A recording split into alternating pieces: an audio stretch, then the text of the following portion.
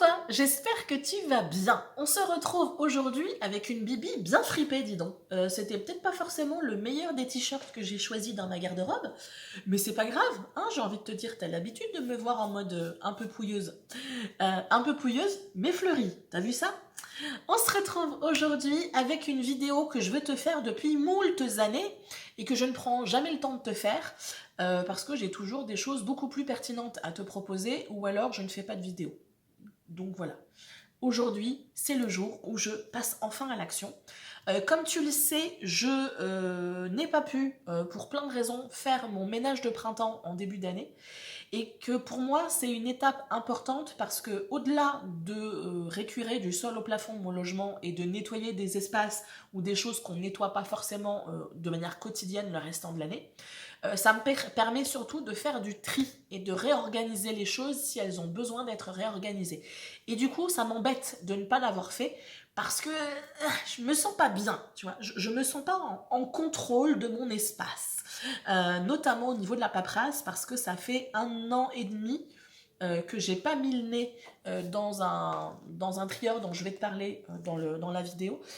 Et du coup, voilà, une sorte le mot à la mode, la charge mentale. Du coup, voilà, j'aimais pas ça. Donc, je vais commencer mon tri par le rangement de la paperasse. Voilà, je voulais prendre le temps de me poser et de t'expliquer un petit peu comment moi je me suis réorganisée parce que je me rappelle quand j'étais sur Instagram et que je parlais de ça et souvent je faisais la vidéo, je faisais la photo avant-après le tri. J'avais souvent des demandes. Oh mon Dieu, mais comment tu fais? Moi, je sais que j'ai de la paperasse à ranger et ça me paraît insurmontable. Je ne sais pas par quel bout prendre le monstre paperasse qui se trouve dans ma maison.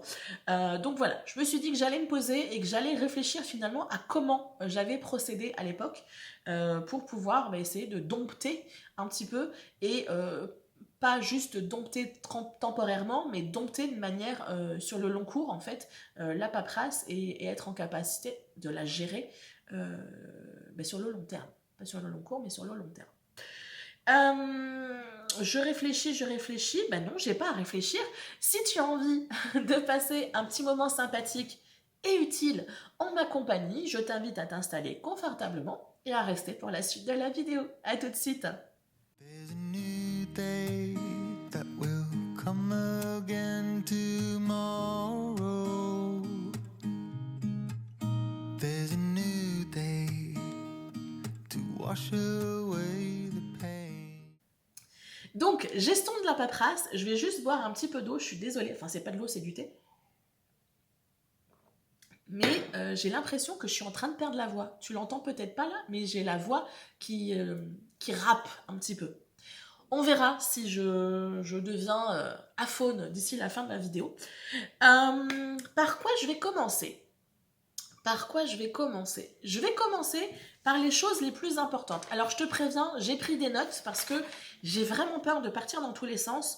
Alors là où d'habitude j'ai juste quelques mots-clés et ensuite je brode, là je me suis vraiment, en mode scolaire, j'ai pris des notes.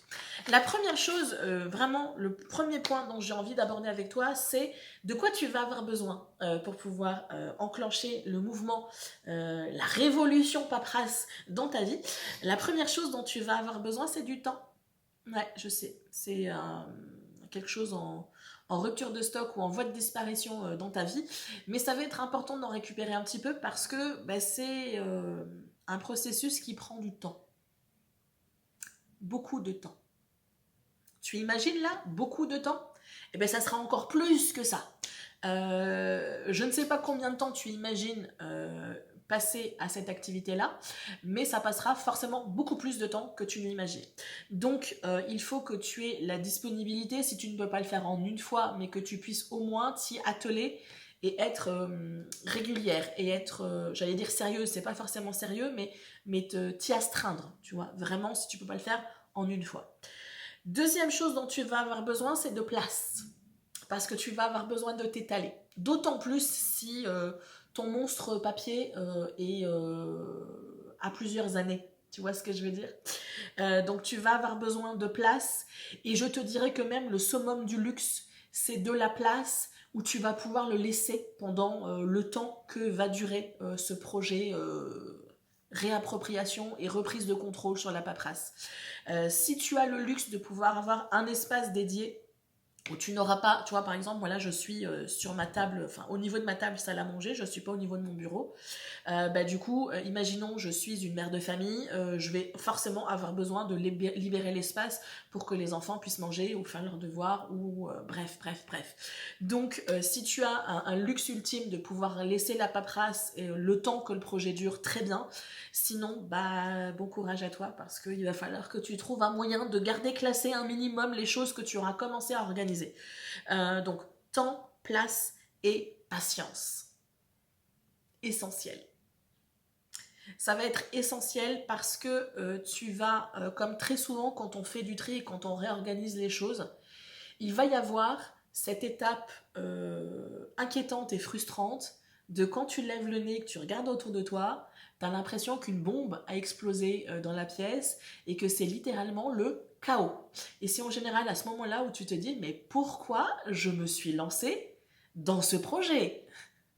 Avant, c'était peut-être le bordel, mais c'était caché, dans un placard, dans un tiroir, sous le bureau, sur le bureau, dans le tiroir de la cuisine, ou sur le meuble de l'entrée, toi-même tu sais, ou sur un petit bout du comptoir, enfin bon bref, voilà. Donc, temps, patience et place. Autre chose dont tu vas avoir besoin, c'est soit d'un bac recyclage, soit d'un sac poubelle pour pouvoir éliminer de suite les choses qui vont être jetées. Je te conseille éventuellement, si tu es équipé, d'avoir une déchiqueteuse. Donc soit de l'avoir déjà à portée de main et de commencer à découper, soit d'avoir pareil un bac, un carton que tu vas utiliser où tu vas pouvoir mettre tous les papiers qui vont être déchiquetés. Comme ça, tu les mets de côté, les papiers à jeter dans le sac, les papiers à déchiqueter dans le carton. Voilà, tu commences à te catégoriser un petit peu les choses. Autres objets que je te conseille d'avoir, parce que je sais que moi ça m'a été très utile, un stylo, des post-it, ça peut être important, surtout si tu as une action à poser par rapport à quelque chose ou s'il manque un document quelque part, tu vas pouvoir le noter de suite et tu as les documents là en main. Tu n'as pas besoin, toi, de te lever au risque d'être monopolisé par une autre activité et du coup de perdre du temps sur le projet actuel. Autre conseil, soit un stylo, soit un feutre pour pouvoir écrire éventuellement sur les dossiers, sur les chemises, sur les pochettes, etc. que tu vas utiliser. Autre chose dont tu vas avoir besoin, mais je te déconseille de commencer à y penser là, maintenant, tout de suite, ça va être le système d'organisation et de rangement que tu vas utiliser. Tu aurais peut-être envie, dès maintenant, d'aller te ruer à Carrefour, Auchan, Ikea, Bureau Vallée et compagnie, pour pouvoir acheter tout ce qui est nécessaire et indispensable, forcément, pour être hyper organisé et esthétique. Et je te déconseille de le faire maintenant, parce que maintenant, tu n'as aucune idée des catégories claires que tu vas avoir besoin, et donc de la quantité de dossiers dont tu vas avoir besoin, et donc de la quantité de places dont tu vas avoir besoin. Et surtout, tu as la quantité de paperasse brute. Tu ne sais pas, dans cette quantité de paperasse-là, le tri que tu vas faire et les choses que tu vas jeter. Donc, cette étape-là de déterminer le système de rangement que tu vas utiliser, je t'en parlerai en cours de processus, mais pas en début. Je te le dis là, maintenant, mais c'est vraiment pour t'éviter, toi, de dépenser de l'argent et de perdre du temps, parce que finalement, peut-être que le système d'organisation que tu vas sélectionner, aussi joli soit-elle, ne sera pas adapté à ta situation et ne sera pas adapté à la documentation que tu vas avoir à classer. Donc ça serait ballot que tu gaspilles de l'argent et du temps à commencer à faire un classement et au final, dans 3 mois, dans 6 mois, te dire « Ah ben merde, ça ne va pas du tout, il faut que je recommence, donc il va falloir que je redépense de l'argent. » Et tu risques du coup te décourager complètement et abandonner ce projet-là, alors que c'est quand même un projet important d'être une fée du logis, Brie-Vente de Camp, où tout est nettoyé et tout est classé, il n'y a pas un fil qui dépasse. Non, mais par contre, pour tout ce qui est paperasse, c'est quand même important d'avoir un minimum de contrôle, parce que ça évite des problèmes avec les administrations et ça te permet, toi, d'avoir moins de stress les moments où tu as besoin de monter un dossier, quel que soit l'organisme que tu vas approcher. Je pense qu'au niveau information globale, on est bon. On va pouvoir entrer dans le vif du sujet. La première chose que je te conseille, alors du coup ça paraît beaucoup plus comique et ça met un peu moins de stress, la première chose que je te conseille, c'est de rassembler toute la paperasse qu'il y a chez toi. Ouais, je sais, c'est quelque chose qui fait peur. Tu vas tout récupérer.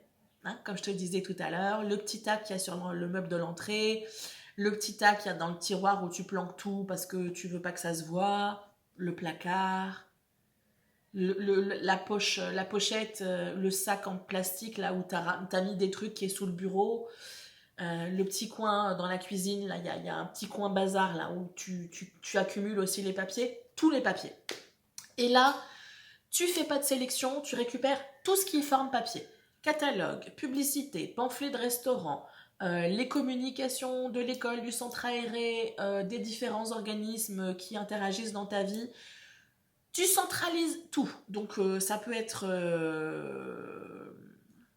inquiétant, effrayant, stressant, ça peut créer de l'anxiété, mais c'est important pour moi.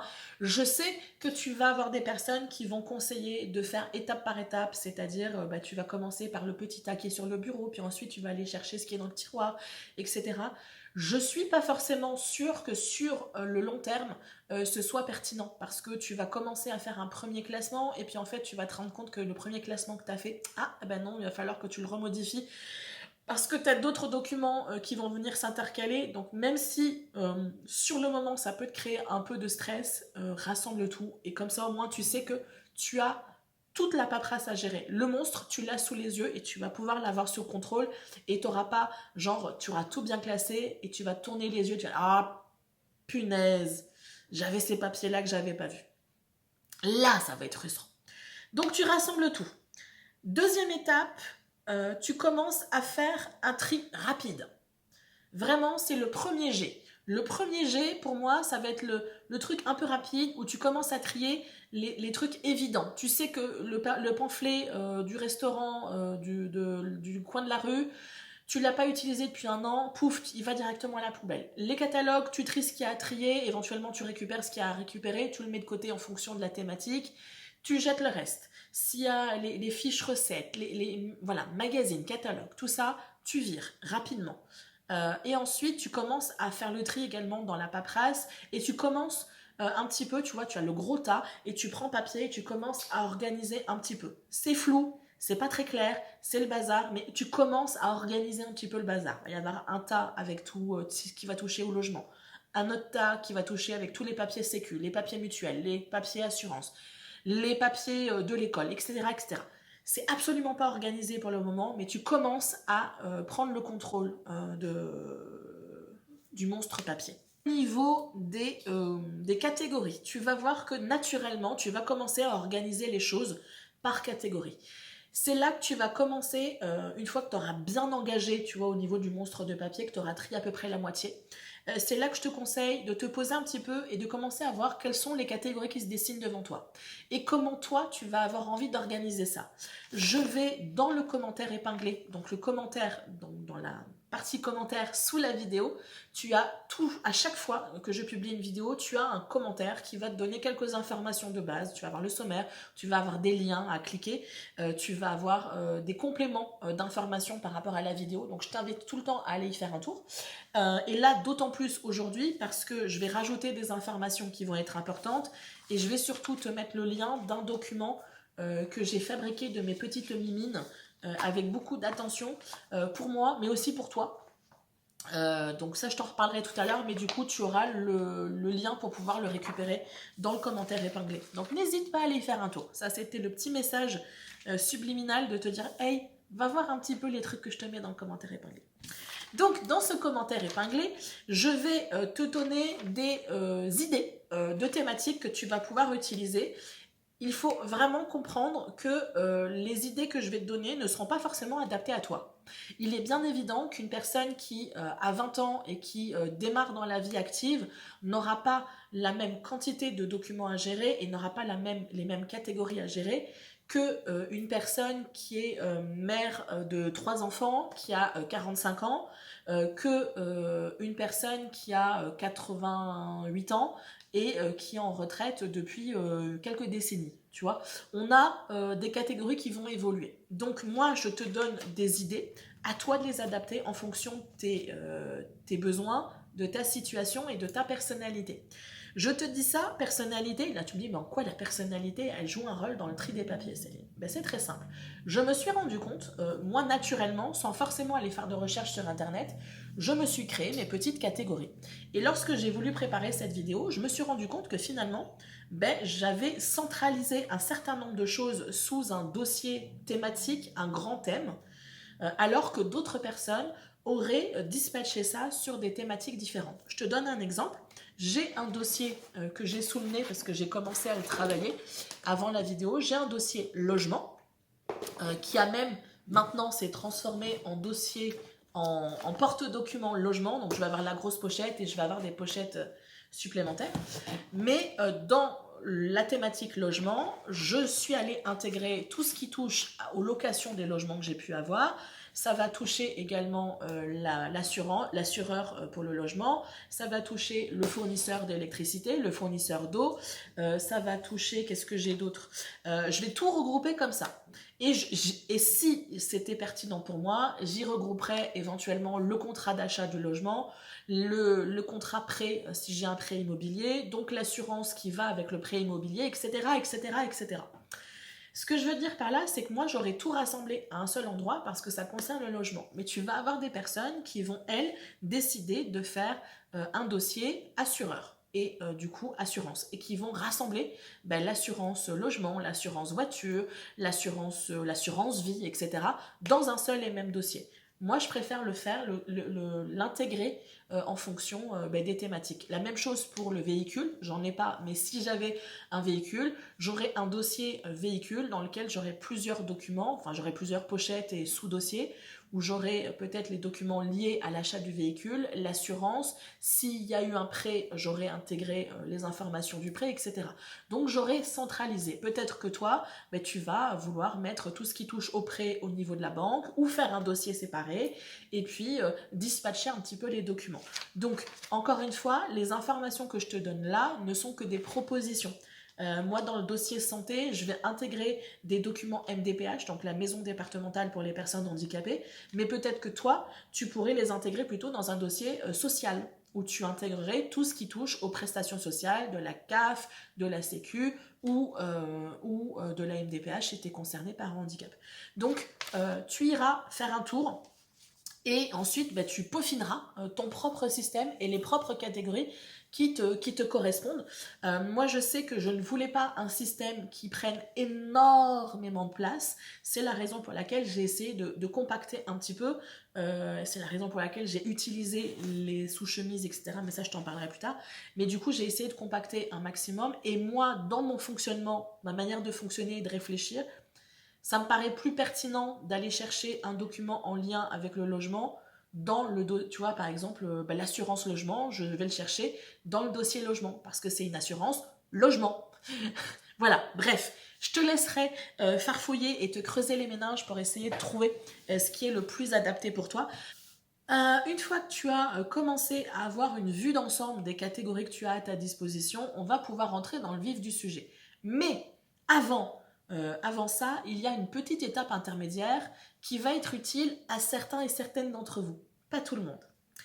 Toi qui me regardes, est-ce que tu es plutôt du style à avoir accumulé de la paperasse juste par flemme de ranger et de trier cette paperasse, mais que tu as quand même géré ce qu'il y avait à gérer dans ces papiers, c'est-à-dire que tu as posé les actions qu'il y avait à poser, tu as renvoyé les documents qu'il fallait dans les temps, tu as monté le dossier qu'il fallait dans les temps, etc. Si tu es cette catégorie-là de personnes et que toi, là, tu me regardes juste parce que tu as besoin de savoir comment gérer la montagne de papier qui se trouve devant toi, gérer en classement, en archivage, cette catégorie, cette étape 4 ne te correspond pas. Donc je t'invite à juste siroter ta boisson préférée et à patienter quelques instants parce que ça ne va pas durer très très longtemps. Par contre, toi qui me regardes aussi, non toi, ça, voilà, toi qui te caches là, toi qui me regardes et qui du coup est tellement stressé par l'idée de la paperasse, tu nous fais peut-être, c'est quoi, c'est une phobie administrative. Je sais que ça existe. Je sais pour l'avoir géré quand j'étais assistante de vie. J'ai eu à gérer pour une personne des choses aussi basiques que de faire une carte vitale. Et je voyais que la personne me faisait des crises d'angoisse à la simple évocation de trouver sa carte d'identité. Voilà, c'était...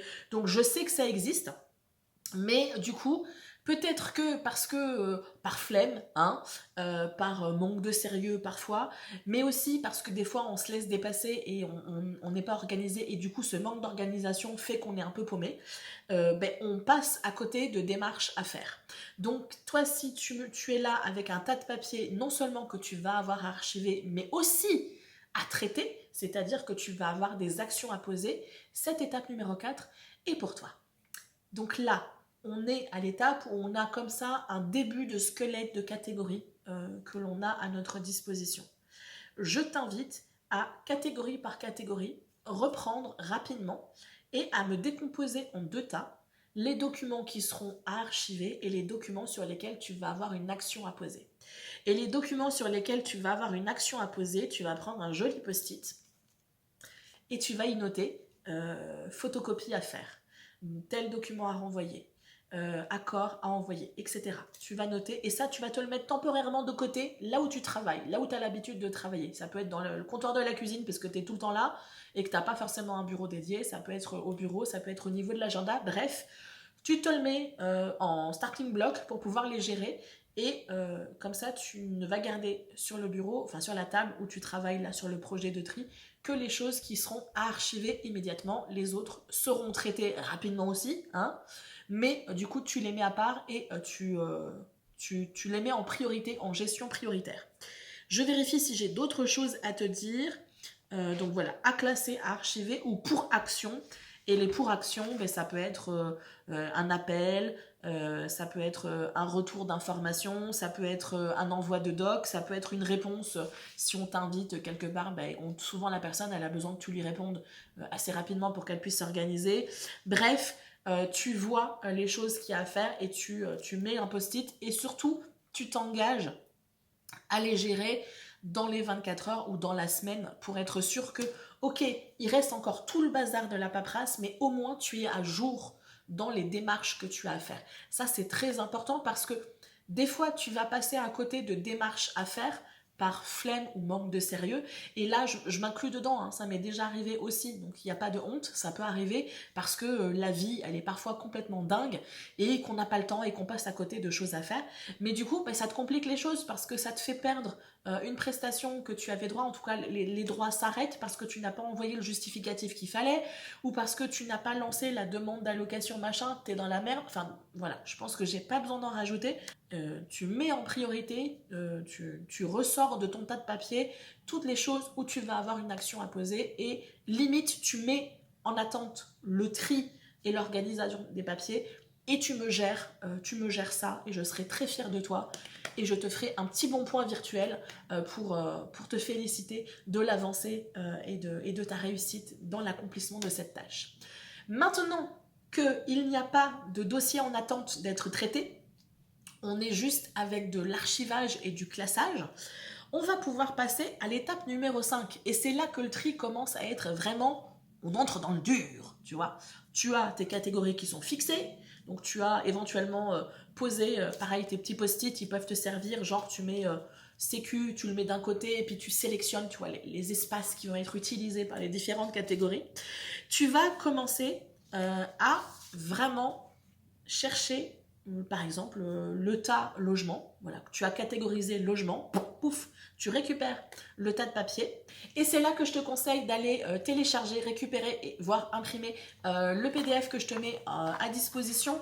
Je suis navrée, j'aurais aimé pouvoir avoir l'information pour tous les pays, mais ça n'est pas le cas. Ça m'aurait fait beaucoup trop de travail. Je n'ai que les informations valables pour la France. Donc si toi tu me regardes, tu es en Belgique, en Suisse, au Québec, au Maroc, dans tous les pays francophones, ou même pas un pays francophone, mais que toi tu es francophone et que tu as besoin de trier tes papiers, que ce soit des papiers du Japon, de la Nouvelle-Zélande ou du fin fond de l'Afrique, je t'invite à aller sur le site du gouvernement correspondant à ta situation.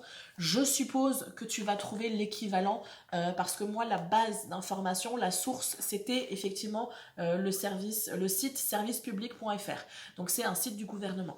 Donc, tu vois, durée de conservation, documents administratifs, Belgique. Et là, tu vas pouvoir récupérer les informations. Pour la France, je suis allée récupérer, j'ai centralisé un certain nombre d'informations. J'ai même rajouté des informations complémentaires. Comme je le dis en tout début, donc c'est des données du site servicepublic.fr en juin 2023. Pourquoi je te dis ça? Parce que les choses peuvent évoluer. Alors pas forcément d'une année sur l'autre, mais pour te donner un exemple, j'avais moi imprimé directement du site internet le même, servicepublic.fr, il y a 10 ans, j'avais imprimé les tableaux qui étaient proposés et en préparant la vidéo et donc en préparant ce document, je me suis rendu compte que il y avait des choses qui avaient changé. Donc je t'invite quand même, peut-être dans 5 ans ou dans 10 ans, si tu as encore ce papier-là, d'aller quand même vérifier que les informations soient toujours bonnes. Dans ce document, on est effectivement sur des tableaux classés par catégorie et tu vas avoir à chaque fois le nom du document, la durée de conservation conseillée et des informations complémentaires. Pourquoi est-ce que j'ai insisté sur le conseillé? Parce que des fois, tu vas avoir des durées de conservation, notamment, j'ai un exemple très parlant, au niveau de tout ce qui est consommation, achat d'électroménager ou de petits matériels, c'est conseillé de garder les factures et de garder le certificat de garantie jusqu'à la fin de la garantie. Mais personnellement, et j'ai été observer un certain nombre de sites, et notamment les sites d'assureurs, c'est conseillé de garder les documents, même s'il n'y a plus de garantie, la facture ne te servira à rien d'un point de vue de faire fonctionner une garantie, mais par contre, ça peut être un bon justificatif de possession pour un assureur en cas de pépin chez toi. Il y a un incendie, il y a une inondation, ça te permet, la facture, même si la garantie est dépassée, permet de justifier auprès de l'assureur que tu avais, je sais pas moi, 2 congélateurs bac, un frigo, un ordinateur, un portable, etc., etc. Donc je parlerai très certainement de cet aspect-là, ce que j'appelle moi prévoyance, dans une autre vidéo. Mais je t'invite à faire attention à, pour certaines catégories, et en fonction de ta situation, ça peut être pertinent de conserver le document au-delà de la durée conseillée, conseillée par le site. Donc, étape numéro 5, tu attrapes toute la paperasse d'une catégorie, tu vérifies que les documents qui sont dans tes mains sont toujours à conserver.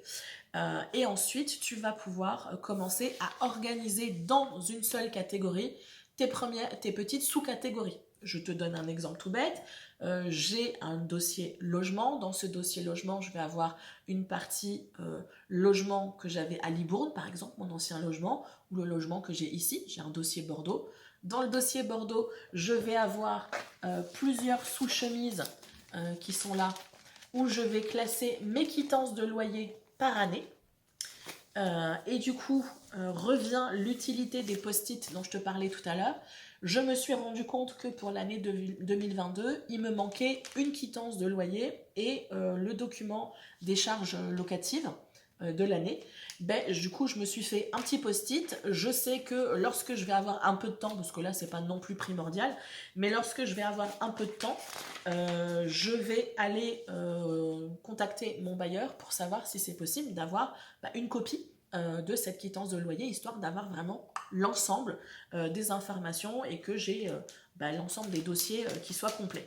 Donc j'ai pu commencer à classer, à organiser à l'intérieur même de ta catégorie. Tu vas avoir des sous-catégories et dans cette sous-catégorie, tu peux avoir encore des sous-sous-sous-catégories, etc. Ça va te permettre de pouvoir voir si tu vas avoir besoin de documents comme ça, des sous-chemises, ou des dossiers, si tu as besoin de petits dossiers souples, de petits dossiers cartonnés, de petits dossiers chemise à rabat, ou si on est directement sur des dossiers comme ça. C'est à ce moment-là que tu vas commencer réellement à pouvoir voir quel est le système d'organisation qui te correspondrait le plus. Malgré tes envies de trucs esthétiques, etc., là, avec les documents que tu as sous les yeux, ça va te permettre de te dire, ok, peut-être que le classeur serait plus adapté, classeur avec pochette. Moi, personnellement, je trouve que ça prend trop de place, mais si tu as la possibilité de t'étaler, que tu as un bureau dédié et que tu as un mur entier où tu vas pouvoir mettre des étagères et que tu vas pouvoir classer les choses, let's go. Tu as la possibilité d'avoir les porte-documents. Moi, c'est quelque chose que je n'aime pas parce que dès que je veux intégrer un autre document ou que je veux réorganiser un petit peu, ben, je suis obligée de sortir toutes les pochettes pour pouvoir tout réorganiser et ça me saoule. C'est le genre de truc, moi, qui, au tout début, quand j'ai commencé à me réorganiser, m'aurait saoulé. Et du coup, je serais repartie dans le bazar parce que par flemme, j'aurais juste posé le document au milieu des pochettes du porte-revue. Et les trucs se seraient accumulés et je me serais retrouvée, encore une fois, avec du bazar à gérer à droite, à gauche, dans différents documents. Donc, tu vois, en fonction de ta personnalité, en fonction du type de document que tu as à gérer, là, tu vas commencer clairement à pouvoir te dire, ok, il va me falloir plus des classeurs, plus des chemises, plus des dossiers, des sous-dossiers, des dossiers suspendus parce que tu as des bacs que tu vas pouvoir utiliser ou que tu as carrément un meuble à tiroir où tu vas pouvoir mettre des dossiers suspendus. C'est là que tu commences à pouvoir avoir une vue d'ensemble. Je vérifie rapidement mes notes. Je pense qu'on est bon. Et comme je t'ai dit, dans l'étape numéro 5, c'est là que tu commences réellement, clairement à déterminer ce dont tu vas avoir besoin. Et normalement, cette étape prend du temps. Mais une fois que tu as tout organisé, il te suffit simplement de trouver un endroit où placer les dossiers bien classés, bien organisés. Et là, tu peux être fier de toi parce que tu as repris le contrôle et tu as détruit le monstre de papier. Et ensuite, l'étape numéro 6, c'est une étape que je conseille. C'est une étape qui va te permettre de pouvoir prendre le contrôle et anticiper la gestion de la paperasse à venir. Et c'est là qu'intervient mon petit trieur que je t'ai montré très rapidement tout à l'heure, parce que ça me permet, sur un laps de temps donné, normalement j'essaye sur 3 mois, sur 6 mois, mais là les derniers temps, ça a été 1 an et demi, voire même 2 ans pour certaines catégories. Je trie tout au long de l'année ou de la période donnée, comme je te dis. Les papiers, voilà, j'ai un papier de la banque, j'ai géré ce que j'avais à gérer, action à poser. Et une fois que j'ai géré ça, je peux archiver mon papier. Au lieu d'aller directement dans mes catégories, je pourrais, mais je sais que c'est pas quelque chose que je vais faire tout le temps parce que la vie, hein, voilà, il y a des fois tu as besoin de faire autre chose en urgence et du coup ton papier reste sur le coin du bureau. Au lieu qu'il reste sur le coin du bureau, il va directement dans le trieur. Donc j'ai un papier de la banque, pif, ça va dans la catégorie banque.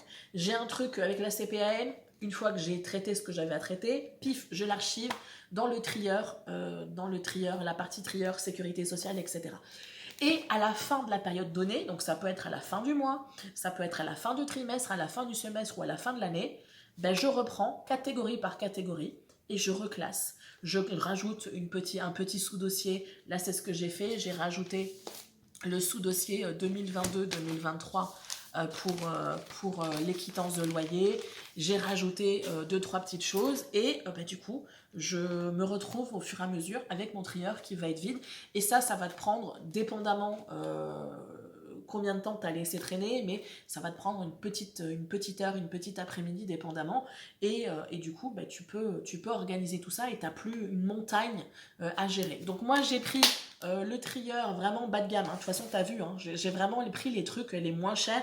Je pense que là, niveau matériel, par rapport à si je prends les pochettes en plastique, les porte-documents, ça et les pochettes carton, j'en ai eu pour grand max 15 euros d'achat.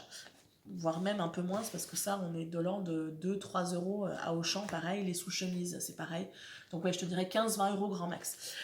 Donc tu peux avoir le petit trieur cartonné comme ça, sinon tu peux avoir carrément le trieur accordéon, tu sais, c'est un peu plus grand, c'est une sorte de pochette à rabat où ça prend un petit peu plus de place, mais voilà, tu le mets sous ton bureau et quand c'est nécessaire, tu tries tout ça. Maintenant, je vais te parler de quelque chose que je trouve pertinent. Donc ce seront mes derniers petits conseils. Conseils que moi j'ai appliqués ou que je vais finir d'appliquer parce qu'il y a des choses où c'est encore work in progress. Le premier conseil que je peux te donner, c'est malgré ce que je peux te dire dans la dernière page du PDF, le fameux débat papier, conserver les papiers numériques en version papier ou en version numérique. En France, ça n'est pas aussi simple que ça. Je suis toujours bien énervée quand je vois des vidéos où les personnes expliquent on vire tous les papiers et on reste avec du numérique, c'est parfait. Bah, en France, c'est pas possible. En France, c'est pas possible parce que tous les papiers numériques n'ont pas de validité légale. À partir du moment, et ça je te le mets dans le papier, dans le dossier, à partir du moment, comment est-ce que je peux expliquer? La version originale du papier va impliquer de comment est-ce qu'on va pouvoir le conserver. Si le document est en version papier original, de manière initiale, ben, la version valable légalement, c'est la version papier. Tu peux te faire une copie que tu vas numériser, tu vas garder dans une clé USB, mais ça n'aura valeur que de copie. A l'inverse, si ton document original est numérique, l'original est numérique. Si toi tu l'imprimes en version papier, il n'aura valeur que de copie. Donc en France, c'est pas très clair, tu vois, tout ça. Mais je réfléchis toujours en mode prévoyance. Survivalisme et prévoyance, tu sais que c'est une thématique qui est chère à mon cœur. Je me dis que dans une situation de galère, tu vois, c'est catastrophe, tu as un incendie chez toi où il y a une inondation, ça vient de plus en plus. Bref, il se passe une tuile, j'allais dire une couille, il se passe une tuile dans ton logement, tu perds les paperasses qui sont chez toi. Il vaut mieux une clé USB avec des copies moyennement légales que rien du tout.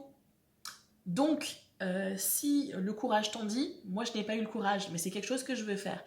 Je te conseille de scanner les documents, alors tous les documents si possible, mais au moins les documents les plus importants.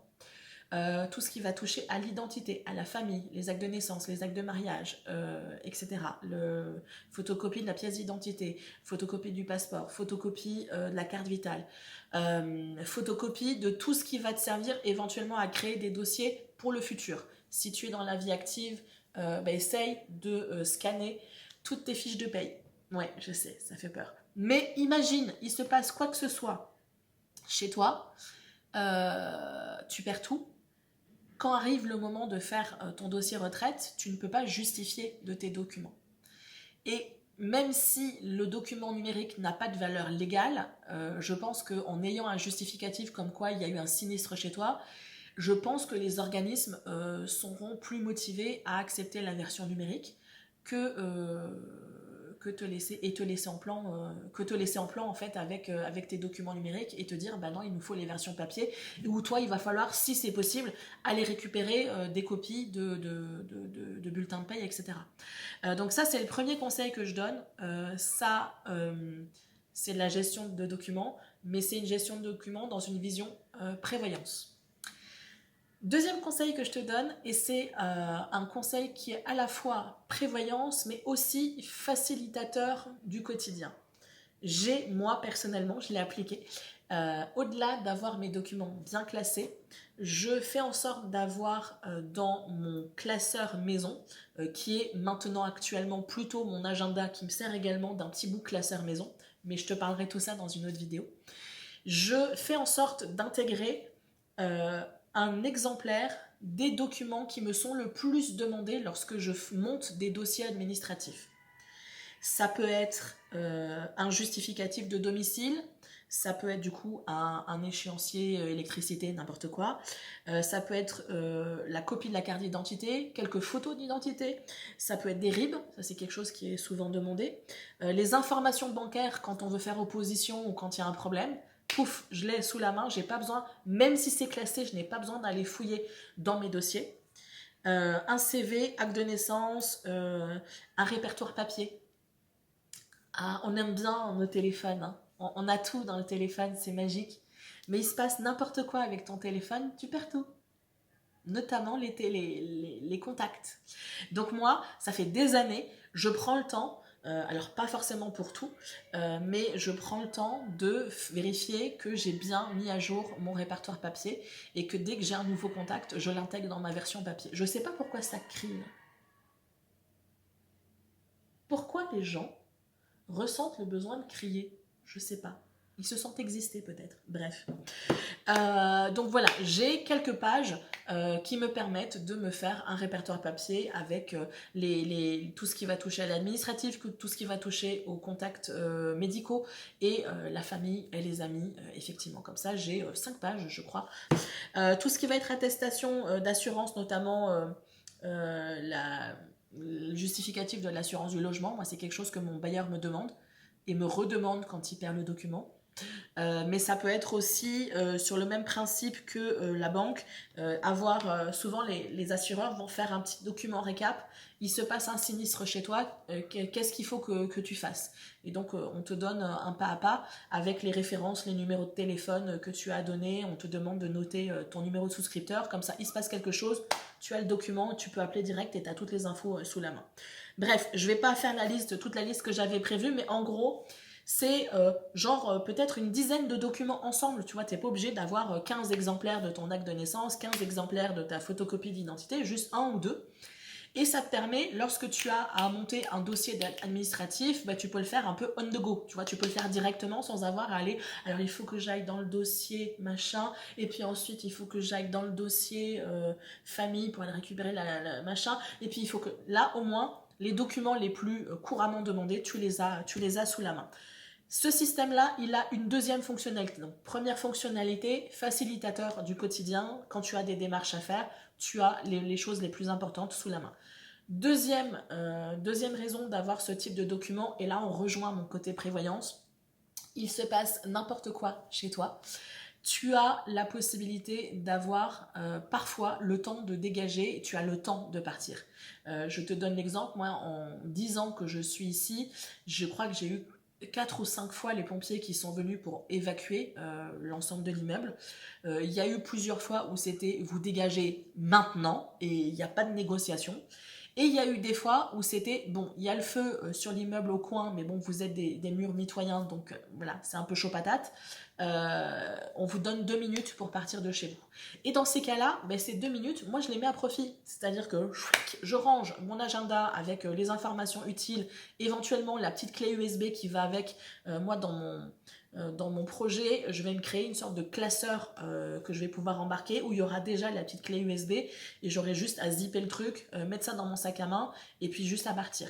Et du coup, à l'époque, j'avais eu effectivement ça, je prenais le petit livret, j'avais la clé USB avec quelques documents importants, la carte d'identité, etc. J'avais pris mon sac à main, la poêlue sous le bras et j'étais partie. Mais au moins, il se passait n'importe quoi chez moi, j'avais au moins quelques justificatifs. Alors je sais que c'est une vision prévoyance, hein. Je suis honnête avec toi et c'est pas forcément quelque chose qu'on a envie de penser, mais c'est ma vision à moi de l'organisation et ça fait partie de l'organisation des papiers, etc. Donc voilà, c'était mon deuxième conseil par rapport à cette gestion de la paperasse. Je pense que je vais m'arrêter là parce que finalement j'ai fait le tour de mes notes, donc soit j'ai zappé quelque chose, soit j'ai été efficace, je verrai bien au montage. J'espère que tu as passé un moment sympathique en ma compagnie, que tu as peut-être glané quelques informations utiles et que du coup tu vas pouvoir te lancer enfin et que tu vas savoir surtout par quel bout attraper ce monstre de papier parce que souvent c'est ça que j'ai en commentaire, c'est j'aimerais pouvoir me lancer mais je sais pas par quel bout prendre en fait. Et en fait il faut l'attraper à bras le corps, tu le poses sur la table et tu le regardes dans le blanc des yeux. Voilà. C'est quoi? C'était Florence Foresti qui disait « Allez, rite du lion !» Donc voilà, j'espère que je t'ai donné quelques pistes. Au moins, si je t'ai pas donné des pistes, tu auras le document qui va te permettre de pouvoir un peu t'organiser. Je suis assez contente de ce document. N'hésite pas à me dire ce que tu en penses. Je suis contente de l'ajout que j'ai pu faire au niveau des informations parce qu'il y a des choses que j'ai moi-même découvert, notamment au niveau du permis de conduire. Tu sais, notre permis de conduire carton rose, là, tout moche, certainement à moitié démantibulé parce que ça fait 20 ans que tu l'as, voire plus, il est valable que jusqu'en 2033. Tu le savais, toi? Ben moi, je le savais pas. Et donc, ben, je l'ai appris. Et donc, ben, en 2033, a priori, ben, on va être obligé de passer à la version du coup, euh, la version plastique plus petite. Et du coup, cette version-là, ben, c'est une version qu'il faudra renouveler. Alors attends, je sais plus. Mais il faudra la renouveler régulièrement parce que ça te permettra de mettre à jour ton adresse tous les 15 ans. Délivré depuis 2013 et valable 15 ans. Et au bout de 15 ans, ben, ça te permet de renouveler et du coup de changer l'adresse si c'est nécessaire. Parce qu'effectivement, moi sur mon permis de conduire qui date de 98, où j'avais une magnifique photo de moi à 18 ans, ben, j'ai encore l'adresse que j'avais quand j'avais 18 ans. Et je n'ai plus 18 ans depuis longtemps en fait. Voilà. J'espère avoir été claire, surtout, dans mes explications. J'espère t'avoir motivé. J'espère t'avoir aiguillé. Et j'espère que tu as passé un moment agréable en ma compagnie. Je te dis à très bientôt et d'ici là, fais attention à toi. Bye bye!